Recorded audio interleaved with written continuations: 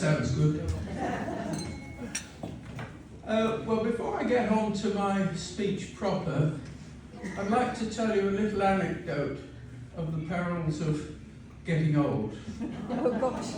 Now, I've just been to the toilet Nice. to relieve myself, and as I stood there at the pissoir, I was struggling to find the zip to my trousers. I was sort of thinking before it was caught up in my belt. And then I finally found that I hadn't pulled them up in the first place. And that, I might say, wouldn't be the first time that this happened to me. So, just be warned, gentlemen, whenever you get older, make sure you're flying with it time. Right. Down to business. Welcome, and thanks to all of my friends and relatives that have really come from far and wide to, and I might say it's a considerable effort and expense to get here to join us tonight.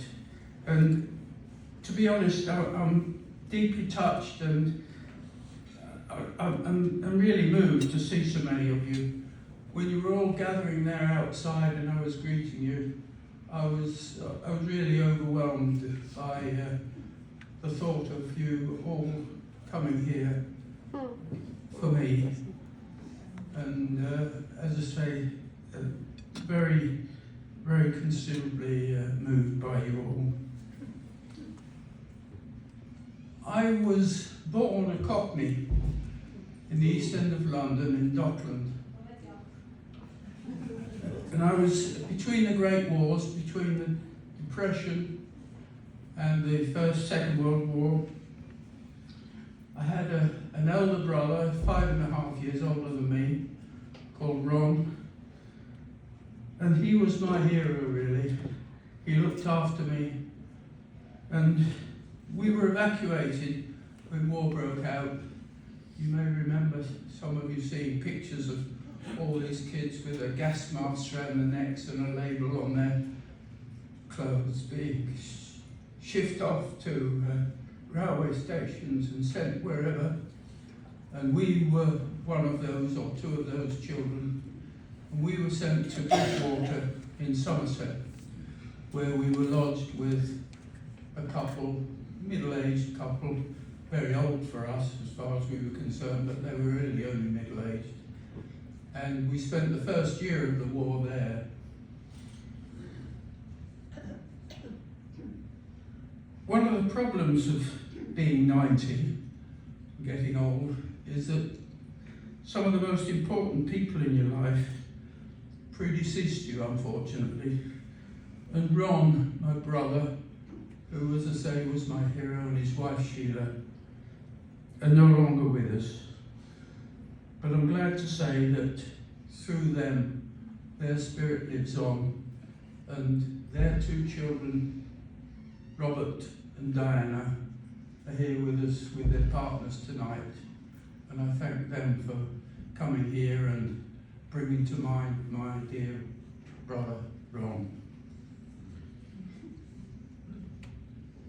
I was evacuated for the second time in the last year of the war, when doodlebugs, as we called them, and the B-2 rockets started to rain down on London, and my parents were concerned for my safety, and I was sent up to Keswick, to a family, the Mills family, Herbert and Olive Mills, and they had a son, Ian, who was 3 years older than me, and it was quite a traumatic experience for me. I didn't have my big brother with me at that time, but Ian and the family welcomed me in the house, and Ian became a lifelong friend subsequently. We got along well then, and I left at the end of the war and went back to join my family, who by then had moved up to Yorkshire because they too found themselves having to escape the rockets that were falling on London, and they moved to Yorkshire. And Ian and I continued to see each other. We would visit each other.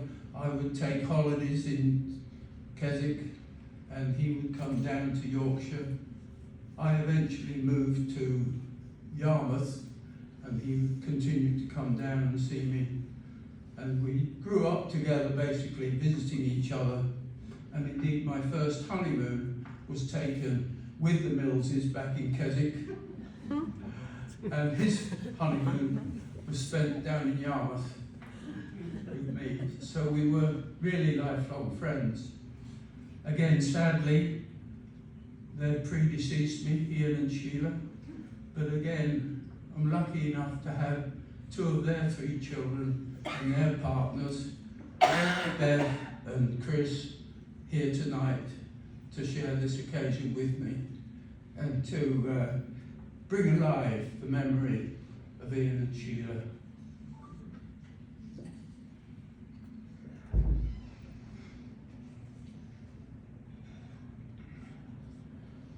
As I grew in Yarmouth, went to the Yarmouth Grammar School, and I went to University College London on the advice of my doctors. You might wonder why I was being advised by doctors.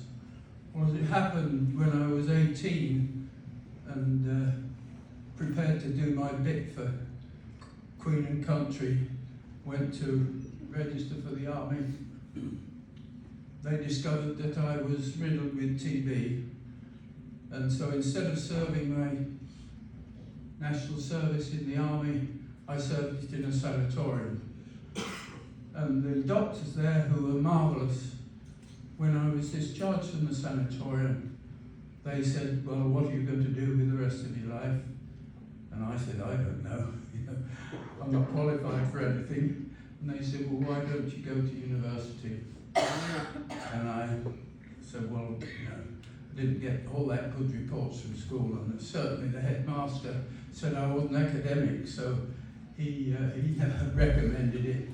But then he was strictly speaking, an Oxford-Cambridge man, so if you weren't qualified to go to Oxford or Cambridge, you may as well forget it and don't waste your time. Anyway, taking the doctor's advice, I applied and took economics. Quite by chance it happened, and this seems to be the story of my life.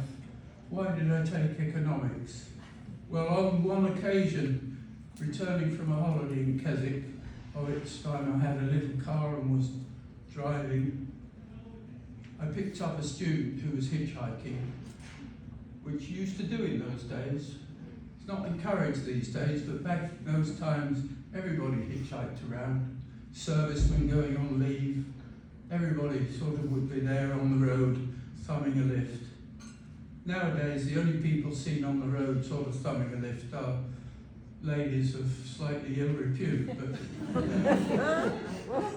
So I picked up this lad and we talked, and I said, oh, where are you going? And he said, to Leeds. I said, oh, you know, he said, well, I'm a student. I said, oh, that's interesting. What are you studying? And he said, economics. And I said, oh, what's economics about then? So he explained it to me, and I thought, that's interesting. So when it came to deciding what I would do at university, I thought, I might try this economics game. So I applied to London, to the University College London, and to the LSE. And as life would have it, the first people that responded and offered me an interview was UCL. I went down there and had a nice interview with a professor there who was rather strange. He was a really nice man, but he had one of these people with a, I don't know what you call it, but an eye that looked one way and the other went the other. And it was very disconcerting sitting opposite him and never quite sure who he was speaking to. But he was very nice and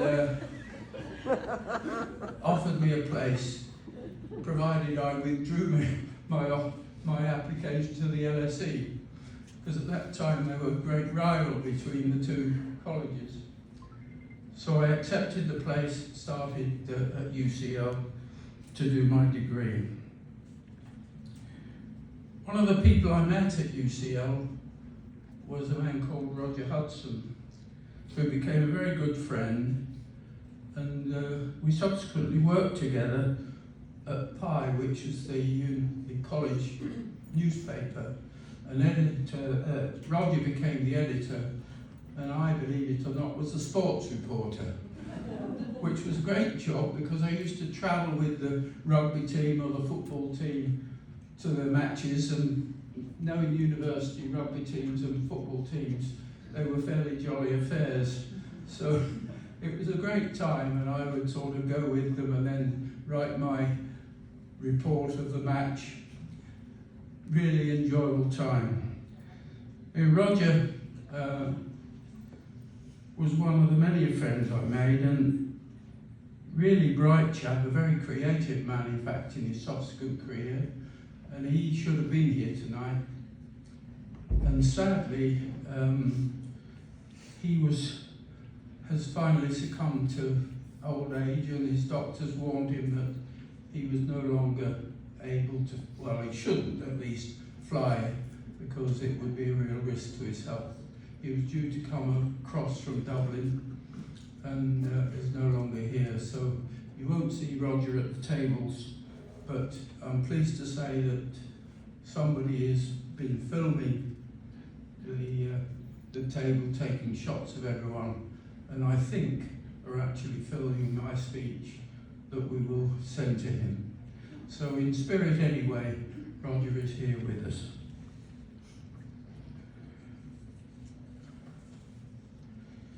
At UCL, I also met my first wife, June, and although obviously we're divorced, you might assume we're divorced since I'm married to Tina.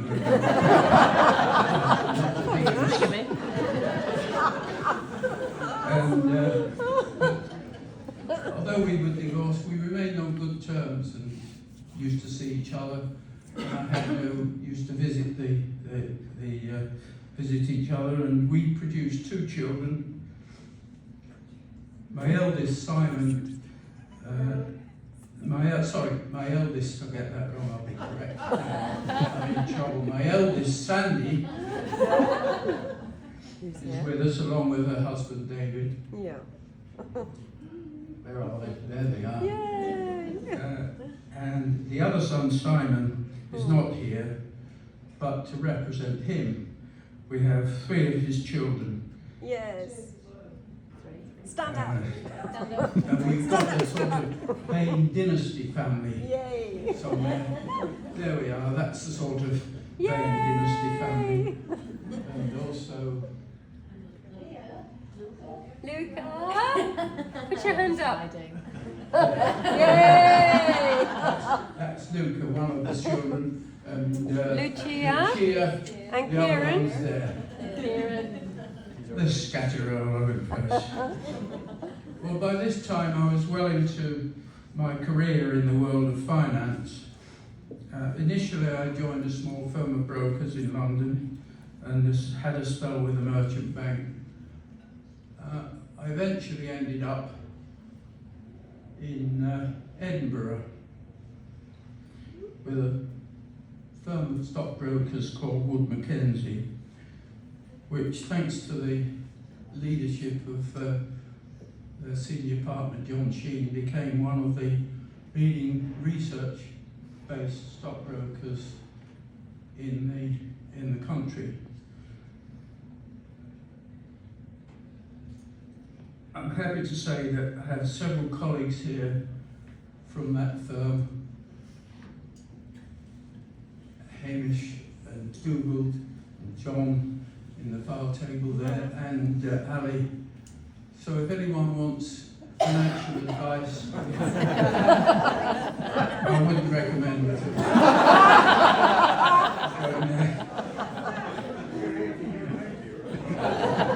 By this time, June and I had divorced on good terms, and I'd had another stab at marriage with a second wife, Frankie.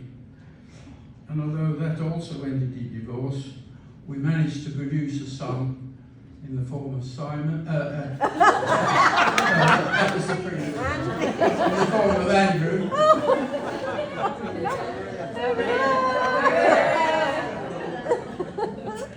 And as I say, although Frankie has also unfortunately died, her life lives on in the shape of Andy.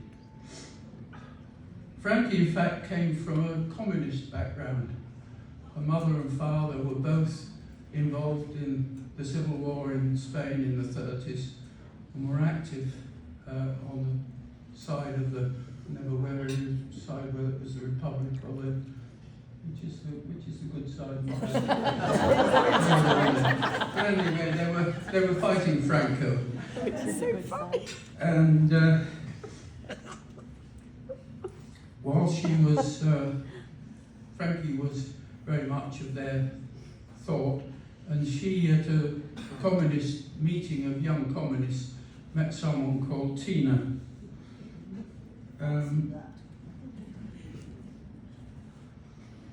By this time, when Frankie and I were married, they had both, obviously, Frankie had grown up because she married me, and Tina had also grown up and married Albert Pannell. And we used to get together, visiting each other from time to time. We lived in London and then Derbyshire. And Tina and Al initially were in Stockport, and then they moved up to Glasgow. And we, as mixed couples, we would get together from time to time and became good friends. Tina and Al produced their first son, James.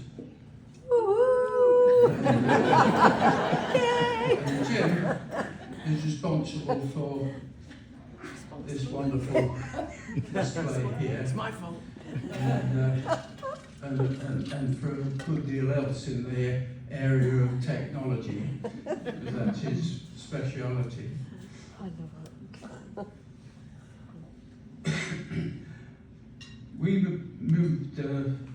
They moved down to Leeds, and we were still in Edinburgh. When they moved back down to Leeds, they produced two more children, Kate and Carlos. And Frankie and I, by then, had separated and subsequently divorced. After I divorced, I was living alone in Edinburgh. And when Tina, on a trip to Edinburgh, who by then had also divorced, she contacted me at my office at Wood Mackenzie and suggested we have lunch. Well, at least I suggested we have lunch. She contacted me to see whether, I think she rang the firm up and said, is Bill Bain still working with you? And so we had lunch, got on very well, and subsequent to that, she learned that I was living alone, and in fact, the following Christmas, she found out that I'd spent Christmas entirely alone, and in fact had just gone to the local hotel and sat there and had Christmas dinner on my own. So very sad. Anyway, she felt very sorry for me, and the following Christmas, she said, well, she's not having that again. And she was with the family, with her family. I think she'd taken a lodge, sort of one of these log cabin type resorts in the Lake District at Coniston, was it? Oldswater, there we are. And she said, well, you're not going to spend Christmas on your own this year. Come and join us. So I did. And we got on very well on that occasion. Okay. Not that.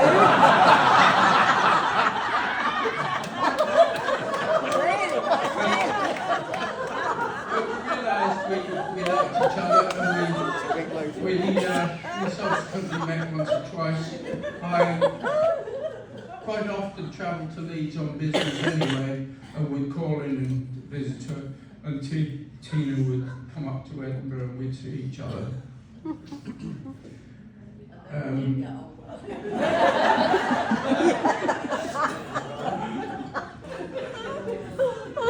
And I remember it was, I think, well, let's just the relationship developed. Well, there you go. It wasn't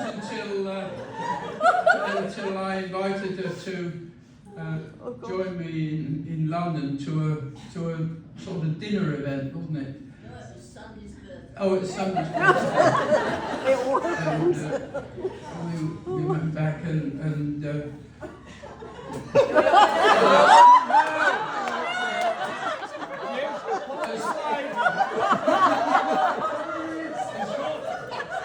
as Tina's nephew so politely put it, we copped off.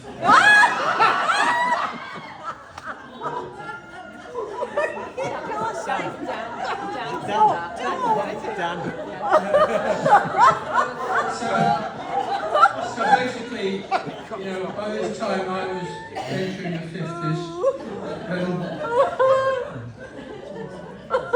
our relationship developed from that time onwards, thankfully. So my copying mustn't have been too bad.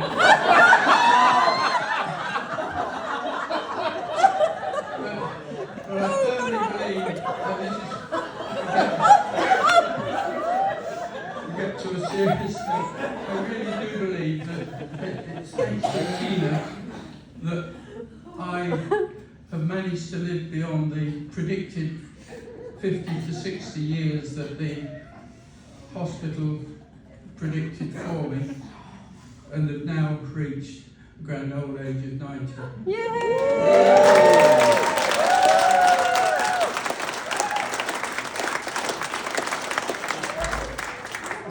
Tina brought a sense of stability to my rather hectic marital and romantic life.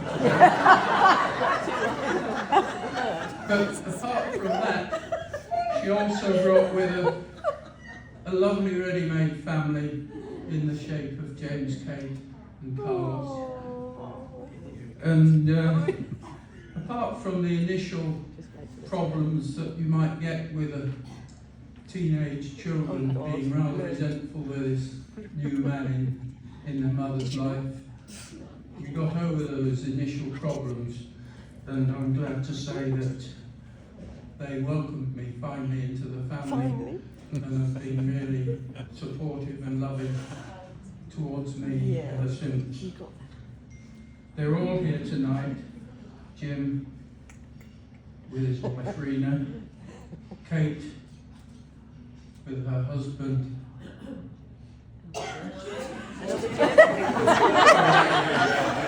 Jim with his wife Rena, Kate with her husband Jim, and Carlos with his wife Lisa.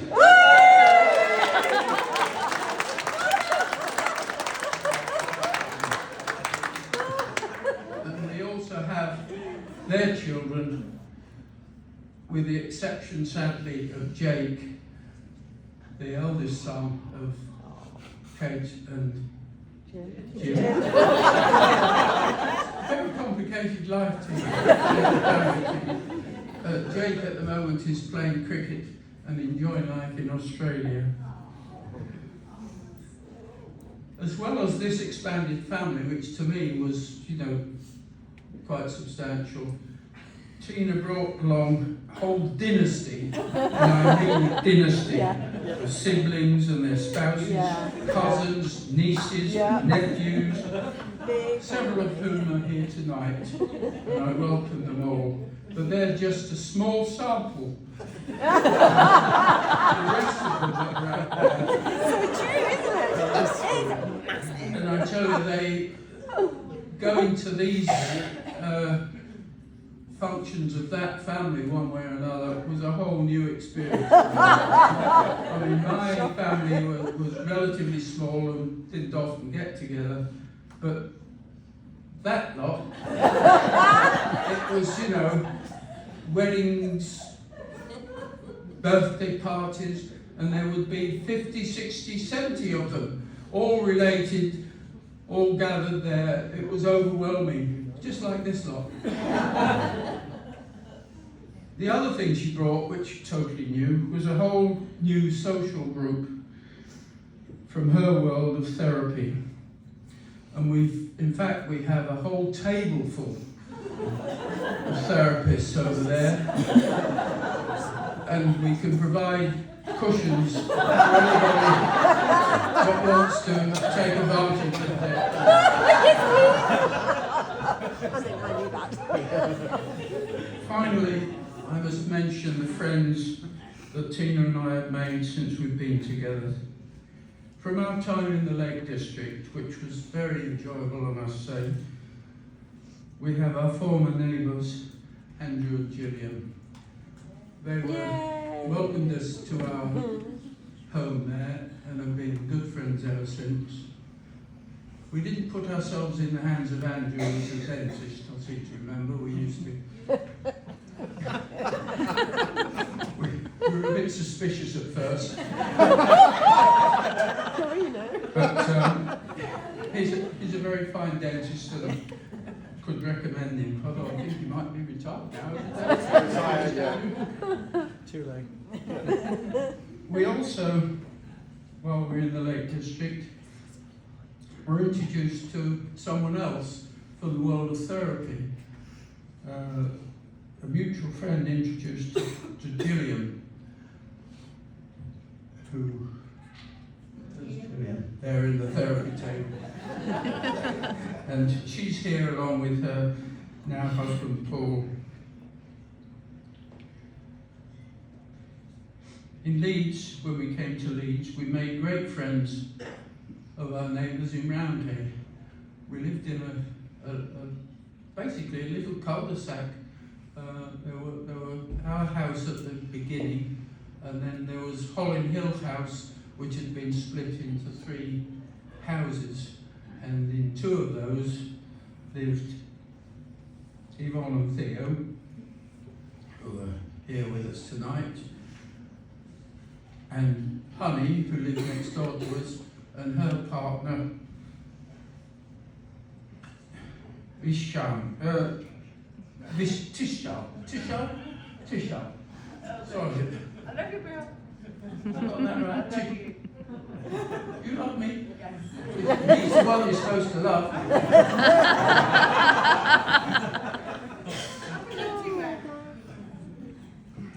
Last but not least, I have to mention people we met in Italy. We met several expats out there, and we have one representative here.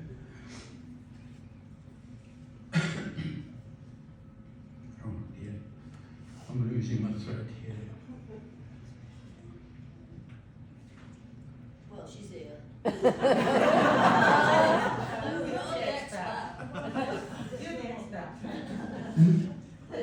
Oh.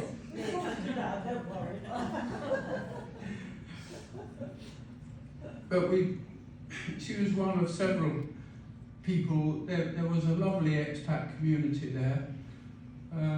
But we also met a local, if you could call that, although she's not really a local. She was a foreigner like us, but she was married to a local. And still is married to a local.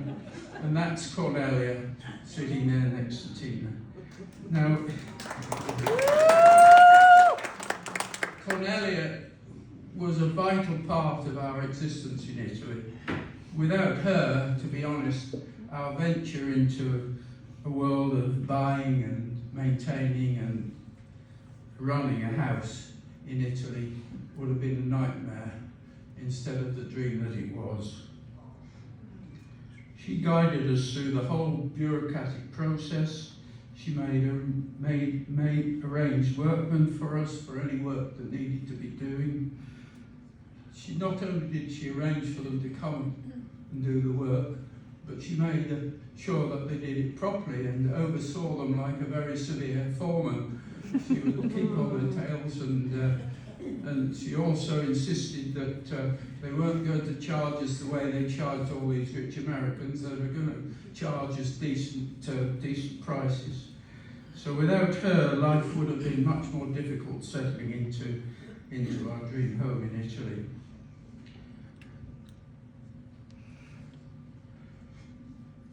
So I can only say thank you, Cornelia. And not only did she do all that, but she became a really good friend, and to be honest, like a daughter to us. And she's here tonight having made a very considerable effort to get here from Italy. And she was telling us of her adventures as having hoped to get a train up to Bologna to catch the plane. The trains were delayed, and then delayed a bit more, and then delayed a bit more. So in desperation, she gave up on the train, dashed out to the car park and jumped in a car and drove to Bologna just in time to catch a flight. And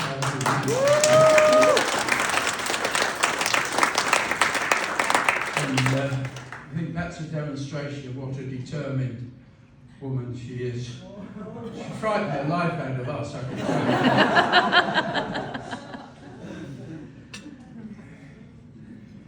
Now we come to a more recent situation.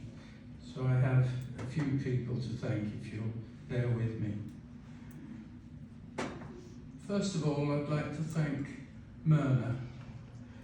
Myrna came into our life basically as a cleaner. She came to clean the house for us and became a good friend. But it turns out that Myrna was a woman of many secret skills and activities. And Myrna was responsible for setting up the decoration of this whole thing. And indeed, she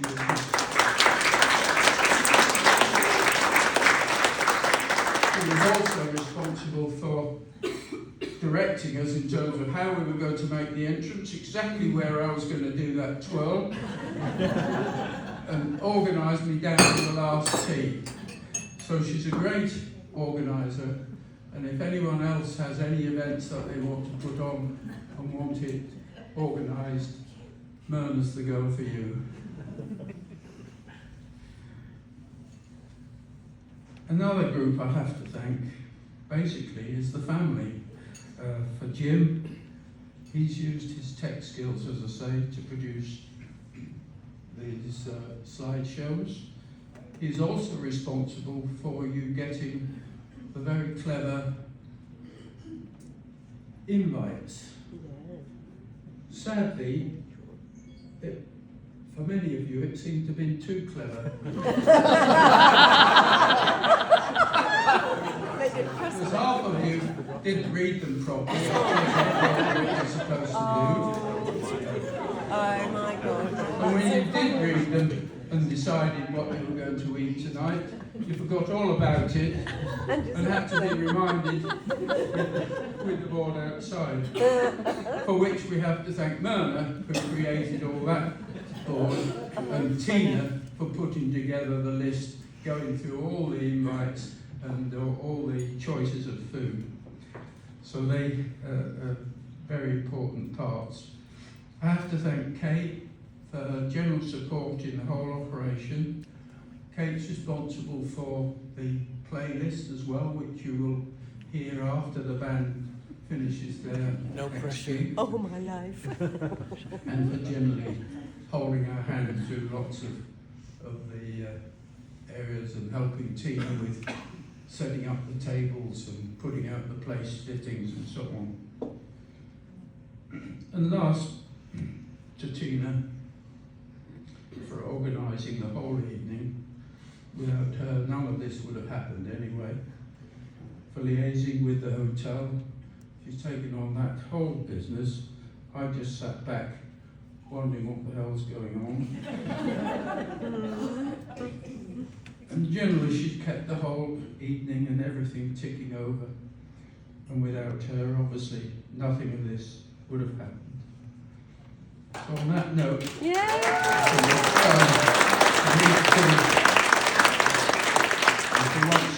once again to thank you all for coming here. Thank you.